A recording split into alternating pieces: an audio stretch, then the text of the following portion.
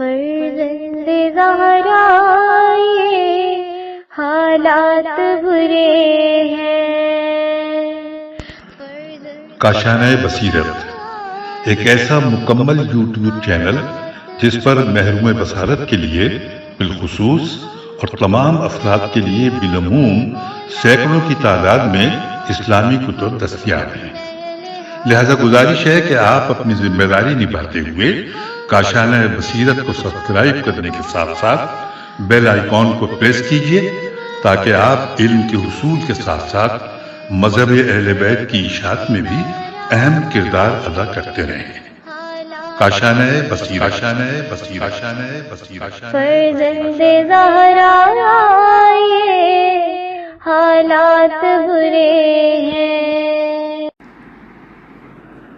بسم اللہ الرحمن الرحیم۔ السلام علیکم سامعین، کاشانۂ بصیرت کے یوٹیوب چینل پر ہم اس نشست میں پڑھنے جا رہے ہیں شرح نہج البلاغہ کلام امیر المومنین علیہ السلام کا مکتوب 64 جو کہ والیوم 11 میں ہے، جس کی تالیف آیت اللہ العظمیٰ ناصر مکارم شیرازی، ترجمہ زیر نگرانی مولانا سید شہنشاہ حسین نقوی، پیشکش باب العلم دارالتحقیق کراچی۔ مکتوب 64 پڑھنے کے لیے ہم والیوم 11 کے صفحہ نمبر 215 پر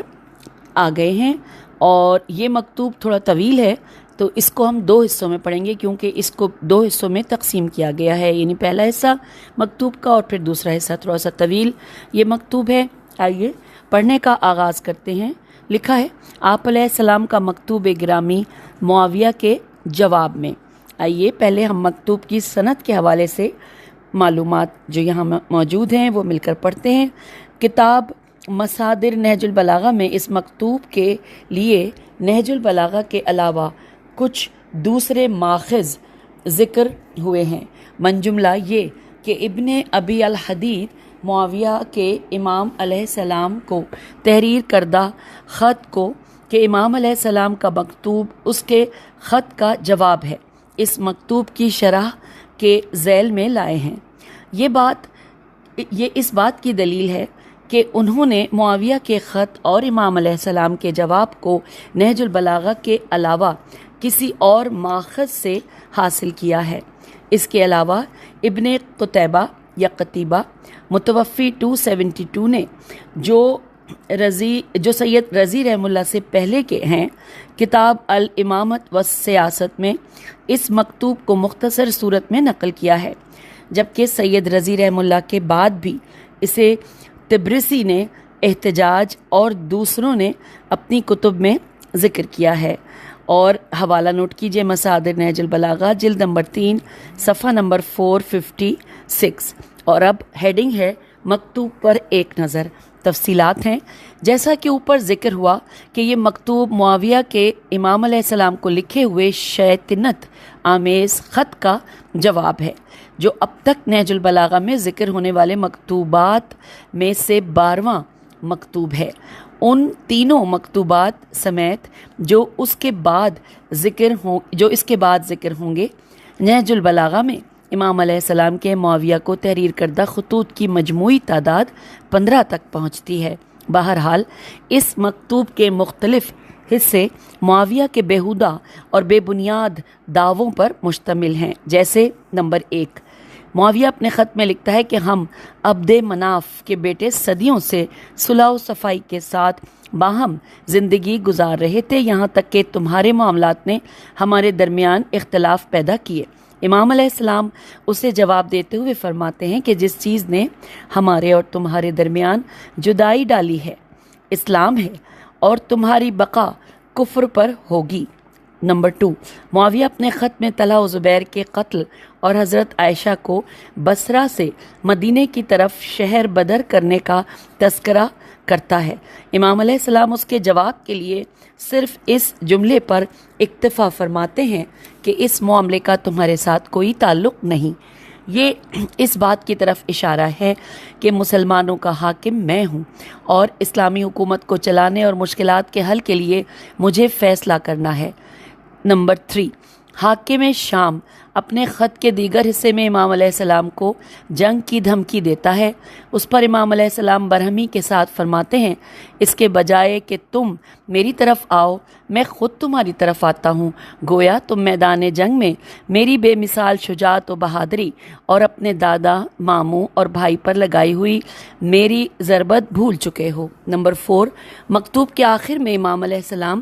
ان مطالبات کی طرف اشارہ فرماتے ہیں جو حاکم شام نے قاتلان خلیفہ سوم کے قتل کے بارے میں بیان کیے ہیں۔ امام علیہ السلام اس سے مخاطب ہو کر فرماتے ہیں کہ پہلے تمہیں چاہیے کہ میری بیعت کو تسلیم کر لو، پھر مجھ سے قاتلان خلیفہ سوم کے قتل کا تقاضا کرو تاکہ میں فیصلہ کروں۔ عرض یہ کہ یہ مکتوب مختصر ہونے کے باوجود بہت سے اہم تاریخی نکات کا حامل ہے جو امام علیہ السلام کی حقانیت اور حاکم شام کی باتوں کے بطلان و بےہودگی کو وضاحت کے ساتھ ثابت کرتے ہیں۔ سامعین، یہاں پر 2 حصوں میں یہاں پر بیان کیا گیا ہے۔ پہلا حصہ ہم اس نشست میں پڑھیں گے۔ عربی میں جو پیراگراف ہے اس کا آغاز ہو رہا ہے، اما بعد فإنا كنا نحن وانتم علی ما ذکرتا، اور اختتام ہے فکما قال اخو بنی اسد۔ اور یہاں پر ایک شعر بھی ہے جس کا آغاز ہو رہا ہے مستقبلینا، عربی کا ہے، اور اختتام ہے کہ فی مقام واحد۔ آئیے ہم ترجمہ پڑھتے ہیں۔ اما بعد، یقیناً ہم اور تم اسلام سے پہلے ایک ساتھ زندگی گزار رہے تھے، لیکن کل یہ فرق پیدا ہو گیا کہ ہم نے ایمان کا راستہ اختیار کر لیا اور تم کافر رہ گئے، اور آج یہ اختلاف ہے کہ ہم راہ حق پر قائم ہیں اور تم فتنے میں مبتلا ہو گئے ہو۔ تمہارا مسلمان بھی اس وقت مسلمان ہوا ہے جب مجبوری پیش آ گئی اور سارے اشراف عرب اسلام میں داخل ہو کر رسول اکرم صلی اللہ علیہ وآلہ وسلم کی جماعت میں شامل ہو گئے۔ تمہارا یہ کہنا کہ میں نے طلحہ و زبیر کو قتل کیا ہے اور حضرت عائشہ رضی اللہ کو گھر سے باہر نکال دیا ہے اور مدینہ چھوڑ کر کوفہ اور بصرہ میں قیام کیا ہے، تو اس کا تم سے کوئی تعلق نہیں ہے، نہ تم پر کوئی ظلم ہوا ہے اور نہ تم سے معذرت کی کوئی ضرورت ہے۔ اور تمہارا یہ کہنا کہ تم مہاجرین و انصار کے ساتھ میرے مقابلے پر آ رہے ہو، تو ہجرت تو اس دن ختم ہو گئی جب تمہارا بھائی گرفتار ہوا تھا، اور اگر کوئی جلدی ہے تو ذرا انتظار کر لو کہ میں تم سے خود ملاقات کر لوں، اور یہی زیادہ مناسب بھی ہے کہ اس طرح پروردگار مجھے تمہیں سزا دینے کے لیے بھیجے گا، اور اگر تم خود بھی آ گئے تو اس کا انجام ویسا ہی ہوگا جیسا کہ بنی اسد کے شاعر نے کہا تھا کہ وہ موسم گرما کی ایسی ہواؤں کا سامنا کرنے والے ہیں جو نشیبوں اور چٹانوں میں ان پر سنگریزوں کی بارش کر رہی ہیں، اور میرے پاس وہی تلوار ہے جس سے تمہارے نانا، ماموں اور بھائی کو ایک ہی ٹھکانے تک پہنچا چکا ہوں۔ Inverted comma close. یہاں پر ترجمہ مکمل ہوا، اور اب آئیے شرح و تفسیر پڑھتے ہیں۔ لکھا ہے کہ چونکہ اس مکتوب کے تمام حصے حاکم شام کی ان بیہودہ باتوں کے جواب پر مشتمل ہیں جو اس نے ایک خط کی صورت امام علیہ السلام کی طرف بھیجی تھیں، لہٰذا ضروری ہے کہ پہلے یہاں معاویہ کے خط کا کچھ حصہ پیش کیا جائے، پھر امام علیہ السلام کے مکتوب کی شرح شروع کی جائے۔ لکھا ہے حاکم شام اپنے خط میں پہلے لکھتا ہے کہ ہم عبد مناف کے بیٹے سب ہی ایک چشمے سے سیراب ہوا کرتے تھے، کسی کو کسی پر کوئی برتری نہ تھی اور ہم متحد و متفق تھے۔ یہ سلسلہ آگے چلتا رہا یہاں تک کہ تم اپنے امو زادے حضرت عثمان کی طرف، یہاں پر اشارہ ہے، اس سے متعلق حسد برتنے لگے اور آخر کار ان کا قتل ہوا، مگر تم نے تو نہ صرف ان کا کوئی دفاع کیا بلکہ ان کے خلاف قدم اٹھایا، پھر ان کے بعد لوگوں کو اپنی طرف بلایا، اور اس کے بعد 2 بزرگ مسلمانوں طلحہ اور زبیر کو قتل کیا، جبکہ وہ تمہارے عقیدے کے مطابق عشرہ مبشرہ یعنی کہ وہ 10 افراد جنہیں بہشت کی بشارت سنائی گئی ہو وہ ان میں سے تھے۔ اس کے علاوہ تم نے ام المومنین حضرت عائشہ رضی اللہ کو شہر بدر کیا، پھر تم نے دار الحجرہ یعنی مدینہ رسول صلی اللہ علیہ وآلہ وسلم کو جو بہترین مقام تھا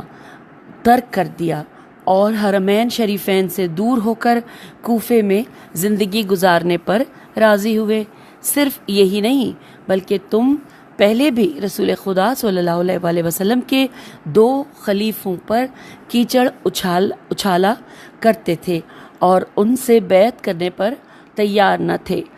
آج تمہاری حکومت مسلمانوں کی کوئی مشکل حل نہیں کرتی، لہٰذا میرا ارادہ ہے کہ میں انصار و مہاجرین کی ایک جماعت کے ہمراہ ننگی تلواروں کے ساتھ تمہاری طرف آ جاؤں۔ تم حضرت عثمان کے قاتلوں کو میرے حوالے کر دو اور اپنے آپ کو آسودہ کر لو۔ حوالہ نوٹ کیجیے، لکھا ہے اس مکتوب کو ابن ابی الحدید نے اپنی شرح نہج البلاغہ کی جلد نمبر 17 صفحہ 251 پر نقل کیا ہے۔ یہ خط بھونڈی تعبیرات اور ایسی ناروا توہین آمیز اور بیہودہ باتوں سے بھرا ہوا ہے کہ جن کا ذکر یہاں مناسب نہیں۔ اس خط میں ایسی من گھڑت باتوں اور جھوٹے الزامات کا انبار لگایا گیا ہے کہ امام علیہ السلام کو اس کے جواب میں زیر بحث مکتوب تحریر فرمانا پڑا۔ آپ علیہ السلام اس میں اس کی من گھڑت باتوں اور جھوٹے الزامات کا ایک ایک کر کے جواب دیتے ہیں۔ آپ علیہ السلام فرماتے ہیں، اما بعد، یقیناً ہم اور تم اسلام سے پہلے ایک ساتھ زندگی گزارتے تھے، لیکن کل یہ تفرقہ پیدا ہو گیا کہ ہم نے ایمان کا راستہ اختیار کیا اور تم کافر رہ گئے، اور آج یہ اختلاف ہے کہ ہم راہ حق پر قائم ہیں اور تم فتنے میں مبتلا ہو گئے ہو۔ Inverted comma close. پھر امام علیہ السلام مزید فرماتے ہیں کہ تمہارا مسلمان بھی اس وقت مسلمان ہوا جب مجبوری پیش آ گئی اور سارے اشراف عرب اسلام میں داخل ہو کر رسول اکرم صلی اللہ علیہ وآلہ وسلم کی جماعت میں شامل ہو گئے۔ Inverted comma close. جو بھی اسلامی تاریخ سے ذرا آشنائی رکھتا ہے وہ امام علیہ السلام کے اس جملے کی تصدیق کرے گا، کیونکہ سبھی مورخوں نے لکھا ہے بنی امیہ ابو سفیان رسول خدا صلی اللہ علیہ وآلہ وسلم کے خلاف جنگ لڑنے کے لیے میدان میں اترے تھے اور وہ حضور صلی اللہ علیہ وآلہ وسلم کی مخالفت میں کوئی کسر نہیں چھوڑتے تھے۔ ان کا اسلام صرف فتح مکہ کے وقت ظاہر ہوا جب رسول خدا صلی اللہ علیہ وآلہ وسلم ایک عظیم لشکر کے ساتھ فتح مکہ کے لیے تشریف لائے اور مکہ والے بھی ہار مان چکے تھے۔ محمد عبدہ اپنی شرح نہج البلاغہ میں لکھتے ہیں، ابو سفیان نے فتح مکہ سے صرف ایک رات پہلے، وہ بھی قتل کے ڈر اور پیغمبر صلی اللہ علیہ وآلہ وسلم کے لشکر سے مروب ہو کر، جو کہ 10,000 سے زیادہ نفوس پر مشتمل تھا، واضح طور پر اسلام قبول کیا، جبکہ اشراف عرب اس سے پہلے اسلام قبول کر چکے تھے۔ حوالہ ہے شرح نہج البلاغہ محمد عبدہ زیر بحث مکتوب کے ذیل میں۔ آئیے آگے چلتے ہیں۔ لکھا ہے، واقعی یہ تعجب کی بات ہے کہ حاکم شام اس دور کے شام کے ایک سادہ لوح گروہ کو بیوقوف بنانے کے لیے اس طرح کی مسلم تاریخی حقیقت سے انکار کرتا تھا اور لوگوں کو مغالطے میں ڈالتا تھا۔ یہ بھی عجیب بات ہے، اگرچہ ایک لحاظ سے عجیب نہیں کہ امام علیہ السلام کے مقابلے میں معاویہ کا قول بالکل ویسا ہی ہے جیسے ابو جہل کا قول رسول خدا صلی اللہ علیہ وآلہ وسلم کے مقابلے میں تھا۔ وہ کہا کرتا تھا کہ سب قریش والے باہم متحد اور متفق تھے، یہاں تک کہ محمد آئے اور ان کے درمیان میں تفرقہ ڈالا۔ حوالہ ہے شرح نہج البلاغہ علامہ شاستری جلد نمبر 4 صفحہ 252۔ یہاں لفظ لکھا ہے کرہن، یعنی بریکٹ میں لکھا ہے کہ ان کا اسلام لانا مجبوری میں تھا۔ اس کی تعبیر اس بات کی طرف اشارہ ہے کہ ابو سفیان فتح مکہ میں بظاہر اسلام لے آیا جب اس کے دل میں کوئی ایمان نہ تھا، اس کی دلیل یہ ہے کہ رسول خدا صلی اللہ علیہ وآلہ وسلم کے چچا عباس رضی اللہ، جبکہ وہ رسول خدا صلی اللہ علیہ وآلہ وسلم کی سواری پر سوار تھے، مکے کے اطراف میں کسی ایسے شخص کی تلاش میں تھے جسے قریش والوں کے پاس اس مقصد سے بھیج دیں کہ انہیں پیغمبر اکرم صلی اللہ علیہ وآلہ وسلم کے پاس عذر خواہی کے لیے بلایا جائے اور فتح مکہ بغیر کسی خوریزی کے ختم ہو جائے۔ اتنے میں آپ رضی اللہ کی نظر ابو سفیان پر پڑی۔ آپ رضی اللہ نے اس سے کہا، میرے پیچھے سوار ہو تاکہ تجھے رسول خدا صلی اللہ علیہ وآلہ وسلم کے پاس لے جاؤں اور حضرت صلی اللہ علیہ وآلہ وسلم سے تمہارے لیے امان حاصل کروں۔ جب ابو سفیان رسول خدا صلی اللہ علیہ وآلہ وسلم کے حضور میں پہنچا، آپ صلی اللہ علیہ وآلہ وسلم نے اسے اسلام لانے کی پیشکش فرمائی، مگر اس نے قبول نہ کیا۔ حضرت عمر رضی اللہ نے کہا، یا رسول اللہ صلی اللہ علیہ وآلہ وسلم، اگر آپ مجھے اجازت دیں تو اس کی گردن اڑا دوں، مگر عباس رضی اللہ نے جو اس کا رشتہ دار تھا رکاوٹ ڈالتے ہوئے عرض کی، یا رسول اللہ صلی اللہ علیہ وآلہ وسلم، یہ کل اسلام لائے گا۔ رسول اکرم صلی اللہ علیہ وآلہ وسلم نے اسے دوبارہ اسلام قبول کرنے کی پیشکش کی۔ ابو سفیان نے دوبارہ انکار کیا۔ عباس رضی اللہ نے اس کے کان میں سرگوشی کرتے ہوئے کہا، اے ابو سفیان، اگرچہ تمہارا دل نہ مانتا ہو مگر زبان سے تو کہو کہ خدا ایک ہے اور محمد صلی اللہ علیہ وآلہ وسلم اس کے رسول ہیں۔ اگر ایسا کرو گے تو تمہاری جان کو تمہارے سابق کیے ہوئے جرائم کے سبب کوئی خطرہ لاحق نہ ہوگا۔ ابو سفیان نے خوف اور مجبوری کی حالت میں شہادتین کو زبان پر جاری کیا۔ یہ اس حال میں تھا کہ لشکر اسلام کے 10,000 سپاہی حضور اکرم صلی اللہ علیہ وآلہ وسلم کے گرد حصار بنائے ہوئے تھے۔ چنانچہ امام علیہ السلام کا لفظ حزبہ اسی جانب اشارہ ہے، اور ہے کے ساتھ زیر ہے، پھر زے اور بے الف اور اس کے اوپر 2 زبر ہے، اسی جانب اشارہ ہے۔ حوالہ یہاں پر ہے کہ شرح نہج البلاغہ ابن میسم زیر بحث مکتوب کے ذیل میں طبری نے بھی اپنی تاریخ جلد نمبر 2 صفحہ 231 پر اس معانی کی طرف اشارہ کیا ہے۔ پھر لکھا ہے کہ یہاں پہ لفظ کے انف الاسلام کی تعبیر اشراف عرب کا رسول خدا صلی اللہ علیہ وآلہ وسلم پر ایمان لانے سے کنایا ہے، کیونکہ یہ لفظ عربی ادبیات میں اسی طرح کے مقامات پر استعمال ہوتا ہے۔ یوں امام علیہ السلام نے حاکم شام معاویہ کے خط کے پہلے حصے کا منہ توڑ جواب دیا۔ اس کے بعد امام علیہ السلام حاکم شام کے خط میں مذکور ایک اور الزام کی طرف اشارہ کرتے ہوئے فرما رہے ہیں، انورٹڈ کاما، تمہارا یہ کہنا کہ میں طلحہ و زبیر کو میں نے قتل کیا ہے اور حضرت عائشہ رضی اللہ کو گھر سے باہر نکال دیا ہے اور مدینہ چھوڑ کر کوفہ اور بصرے میں قیام کیا ہے، تو اس کا تم سے کوئی تعلق نہیں ہے، نہ تم پر کوئی ظلم ہوا ہے اور نہ تم سے معذرت کی کوئی ضرورت ہے، انورٹڈ کاما کلوز۔ لکھا ہے، ہم سب جانتے ہیں کہ طلحہ و زبیر کے قتل کے اصل محرک در حقیقت خود دونوں ہی تھے،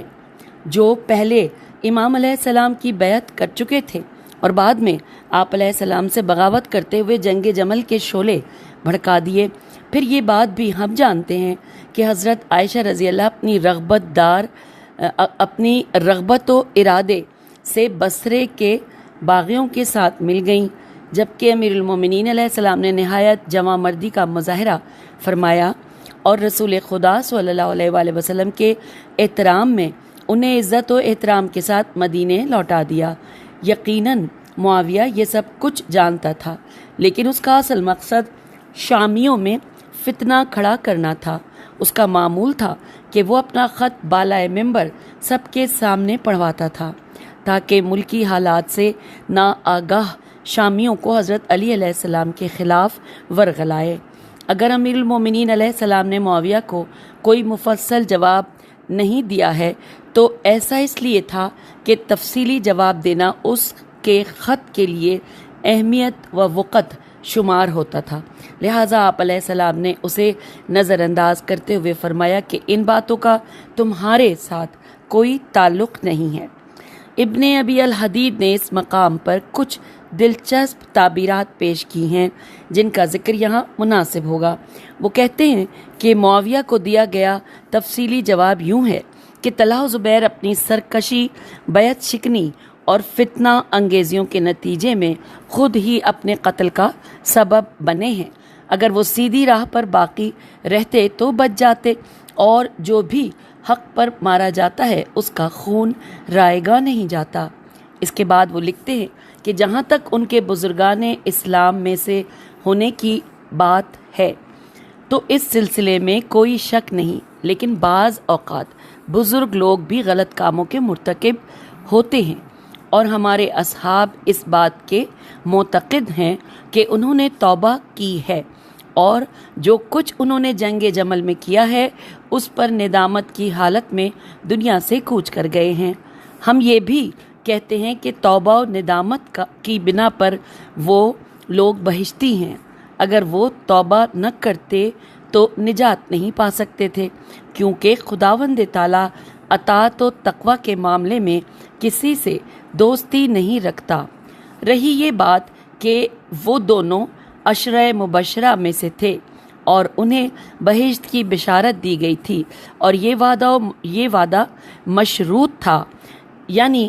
حسن عاقبت سے مشروط تھا۔ تو اگر یہ ثابت ہو جائے کہ انہوں نے توبہ کی ہے تو یہ وعدہ پورا ہوا ہے، لیکن ابن ابی الحدید نے یہ واضح نہیں کیا ہے کہ کیا ایسا ہو سکتا ہے کہ انسان 17,000 لوگوں کا خون بہائے اور ایک استغفار کے ذریعے اللہ تعالیٰ اسے معاف کر دے۔ یہاں پر سوالیہ نشان ہے۔ اس کے بعد مزید لکھتے ہیں، لیکن حضرت عائشہ رضی اللہ کے بارے میں بات یہ ہے کہ امام علیہ السلام نے انہیں شہر بدر نہیں کیا تھا، بلکہ انہوں نے خود کو اس حالت میں مبتلا کیا تھا، کیونکہ اگر وہ اپنے گھر میں بیٹھی رہتی جیسا کہ قرآن نے حکم دیا ہے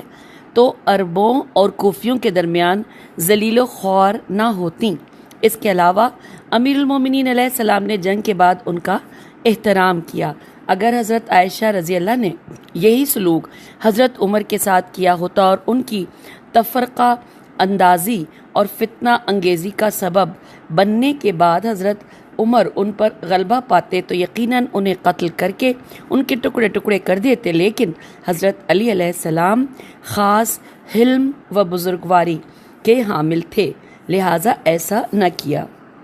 حوالہ ہے شرح نہج البلاغہ ابن ابی الحدید جلد نمبر 17 صفحہ 254۔ پھر لکھا ہے کہ یہ بات لائق توجہ ہے کہ احمد ذکی صفوت سید عبدالزہرا خطیب جو کہ مصادر نہج البلاغہ کے مؤلف ہیں، ان کا حوالہ دیتے ہوئے لکھتے ہیں کہ حضرت عائشہ رضی اللہ نے خود ہی اپنے آپ کو بے گھر کر دیا اور حضرت عثمان کی خونخواہی کی غرض سے بصرے کی طرف گئیں اور اپنے لیے تمام مشکلات کا سامان کیا، لیکن حضرت علی علیہ السلام نے جب حضرت عائشہ کے سارے حمایتی لیکن حضرت علی علیہ السلام نے جب حضرت عائشہ کے سارے حمایتی بکھر گئے تو حضرت عائشہ کے بھائی محمد رضی اللہ ابن ابی بکر سے فرمایا کہ ایک خیمہ نصب کر لو اور اپنی بہن کا پوری دقت کے ساتھ جائزہ لو، دیکھو کہ کہیں ان پر کوئی زخم تو نہیں آیا۔ محمد رضی اللہ بن ابی بکر نے ایسا ہی کیا اور گواہی دی، حضرت عائشہ رضی اللہ کے لیے کوئی مسئلہ پیش نہیں آیا ہے۔ پھر امام علیہ السلام نے حکم دیا کہ انہیں پورے احترام کے ساتھ مدینے کی طرف لوٹا دیں اور اس سلسلے میں جو بھی سواری اور زاد راہ لازمی ہوں ان کے ساتھ بھیج دیا جائے۔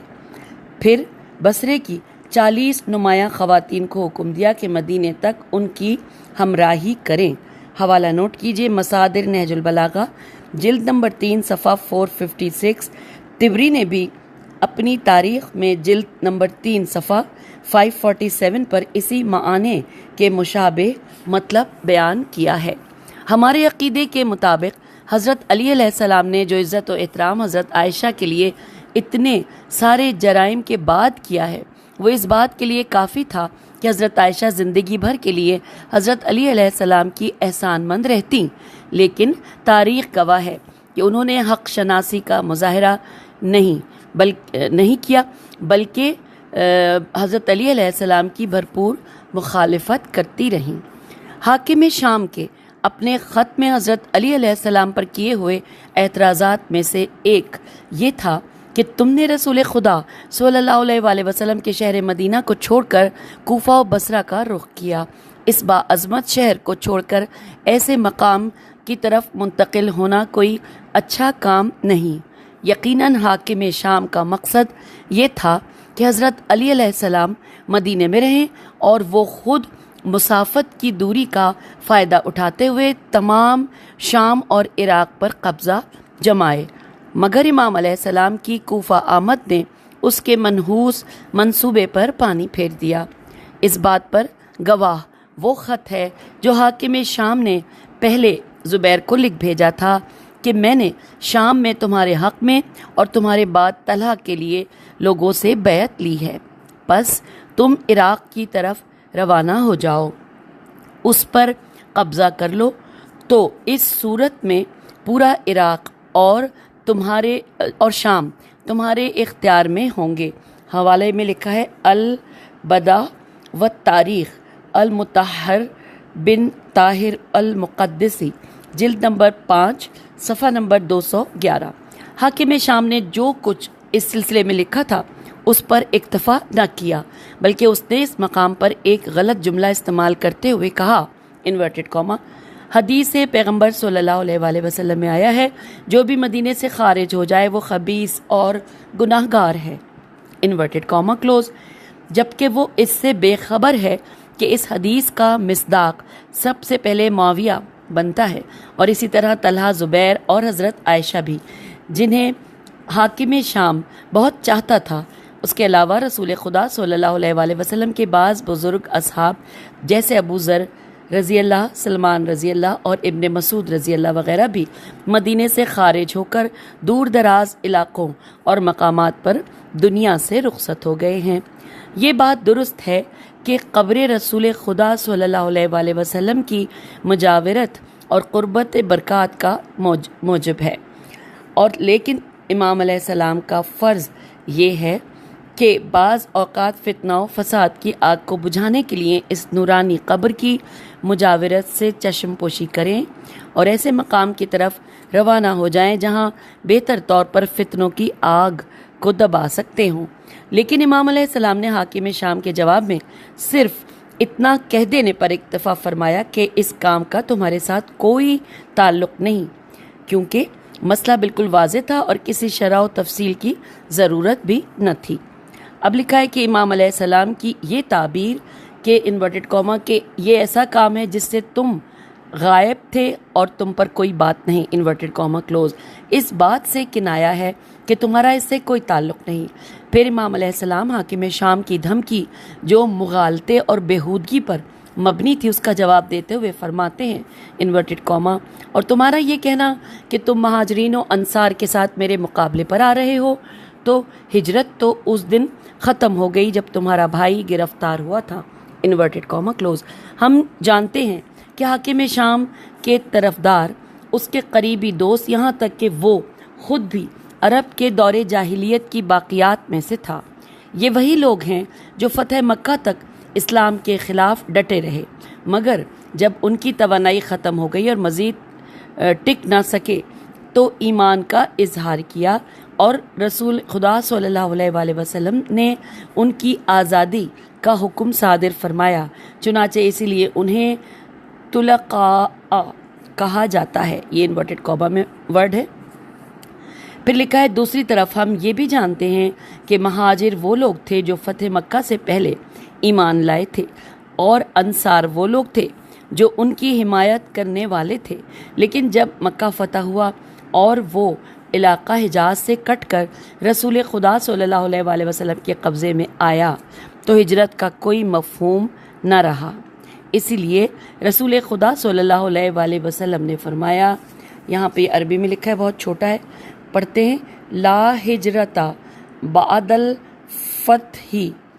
اور یہاں پر حوالہ نوٹ کیجئے کہ یہ لکھا ہے یہ حدیث اصول کافی میں امام جعفر صادق علیہ السلام سے بحوالہ رسول خدا صلی اللہ علیہ وآلہ وسلم نقل ہوئی ہے۔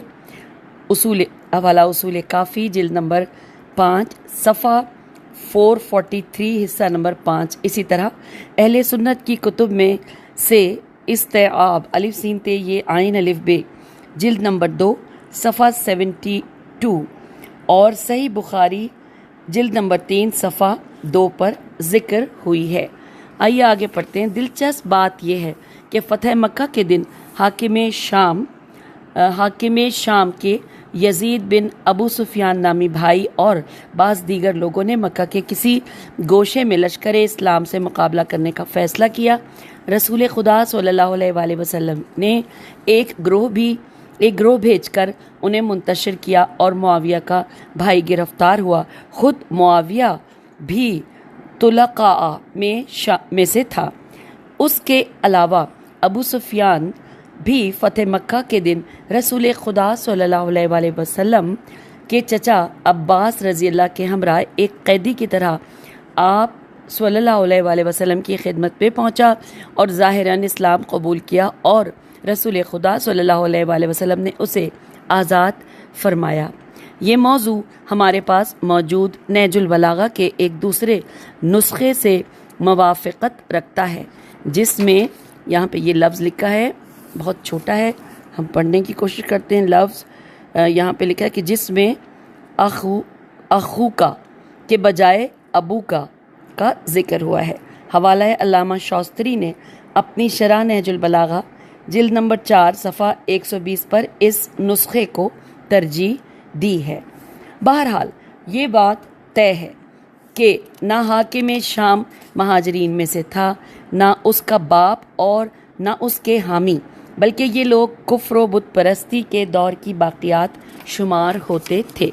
مرحوم مغنیہ اپنی شرح نہج البلاغہ میں لکھتے ہیں کہ معاویہ کے ارد گرد مہاجرین میں سے کوئی نہیں ہوتا تھا اور انصار میں سے بھی صرف 2 نفر اس کے ساتھ تھے جنہیں دنیا کا لالچ اس کی پیروی کی طرف کھینچ کر لے گیا تھا، جبکہ امام علیہ السلام کے ساتھ 900 انصار اور 800 مہاجر تھے۔ معاویہ کا لشکر بنی امیہ اور منافقوں کے ایک گروہ پر مشتمل تھا جو ابو سفیان کی سرپرستی میں رسول خدا صلی اللہ علیہ وآلہ وسلم سے جنگ کر چکے تھے،